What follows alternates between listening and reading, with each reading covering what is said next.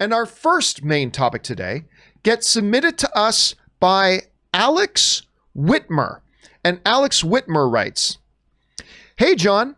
So the Video Game Awards announced their nominations today, and The Last of Us Part 2 leads all games with 10 nominations, including Game of the Year. What do you think its chances are, and what do you think of it getting the nomination? Thanks." All right, thanks a lot for sending that in, man. And yeah, the Video Game Awards. Now, like, I'm not, the biggest, most major gamer in the world. I'm a casual gamer at best. And what games I do play, I normally play on my PC. But it was great to see that I've played a number of the games that are actually nominated this year. Of course, one of them being Last of Us 2 for the big award. Here are the games that were nominated for Best Game of the Year.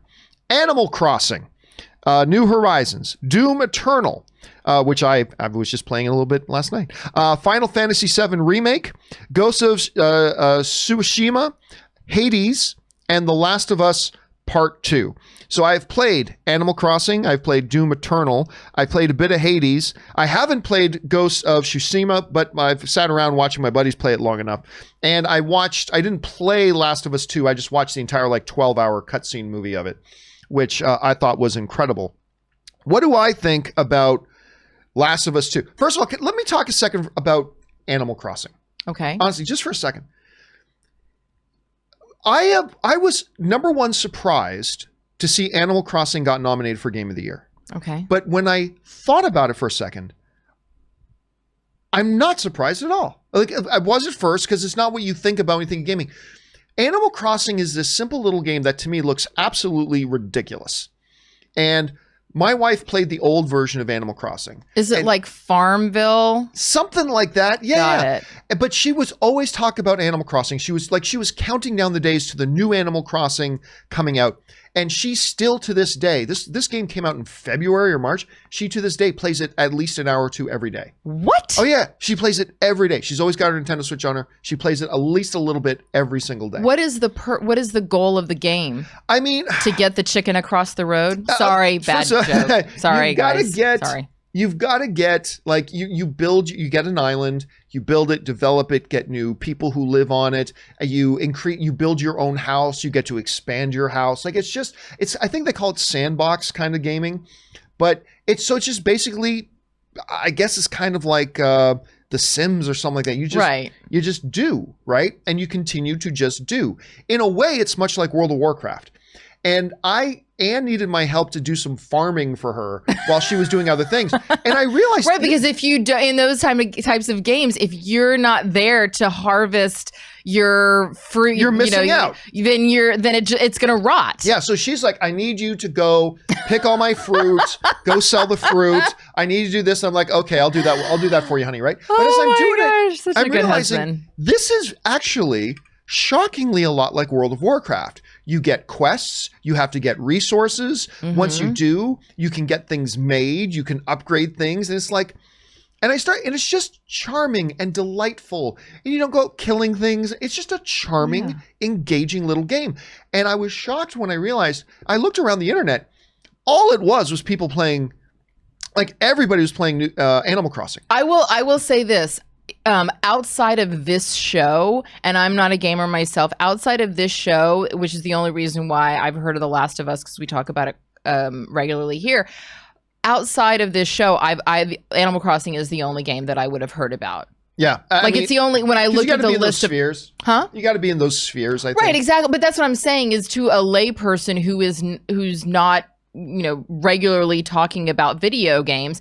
When I looked at the list of all the top nominees, I was like, Animal Crossing. Oh yeah, I know what that is. I've heard of that game. I've heard people talk about it. And Anne, I told Anne about the nomination. She was thrilled, of course, because it's her favorite game. But I was really, really impressed. Listen, as far as the Last of Us 2 thing goes, Last of Us 2, I've said this before on the show. Now, there was some blowback on Last of Us 2. Some people didn't like that a girl won. Some people didn't like that certain characters did certain things, or that we switched perspective to who we thought was an antagonist, or whatever.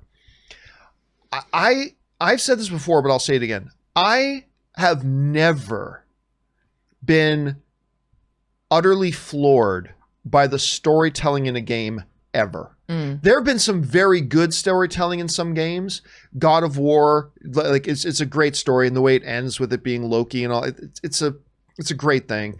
Red Dead Redemption, Uncharted, Thief's End. I've been impressed with some storytelling games. I have never been utterly breathing heavy and like shaking my head and had an emotional impact like the way Last of Us 2. It is the greatest achievement in storytelling in video games ever, in my opinion. I mean, it's not even close, like by a mile. Well, to that point, I went through the list, and of all of the nominated films, games, Last of Us, and this is by no stretch, a metric for determining what should win a video game award, but Last of Us is the only one that's being developed into a project. Out of these ones here. Out of the ones that are listed, correct. And again, that doesn't necessarily, like I said, that doesn't necessarily mean that it is a great video game, but, it's being developed into a television series by Craig Mazin, who did Chernobyl. Right, yeah. And so for the creator of Chernobyl to find a story within this video game worthy of developing into a series, now Craig Mazin also wrote Scary Movie 3 and 4. So everybody has a bad day at the office. Hey, very entertaining films, satisfy a certain audience. But for the creator of Chernobyl, who really has his pick of any project in Hollywood right now, to choose this video game as something that he wants to develop into his next series, that's pretty remarkable. I will say, though, Ghost of Tsushima sounds really, really intriguing. I think it's like the year 1247, and there's one last surviving samurai, and in order to defeat the Mongols who are invading, this samurai can't rely on traditional samurai fighting styles, but has to learn the way of the ghost. And that sounds like a really cool. Dennis, as long as Tom Cruise isn't playing that samurai, I would maybe. I like that movie. I like Last Samurai. Hey, nothing wrong with it. I'm just sorry. But Dennis, right? Dennis Zen. No. Don't you? Have I not had you do stuff? Anyway, I don't know. I just assumed you knew Dennis. Anyway, Dennis Zen, who's worked with me for I've worked with Dennis Zen for 12 years. Mm-hmm. But anyway, I know he was playing it and I know he loved this game. And Hades is really fun too. Hades is really cool. But anyway, I think it's great. And we'll see what happens there. But anyway, guys, what did you think about the nominations? If you're into the gaming stuff, jump on down to the comments section below and let us know your thoughts. All right.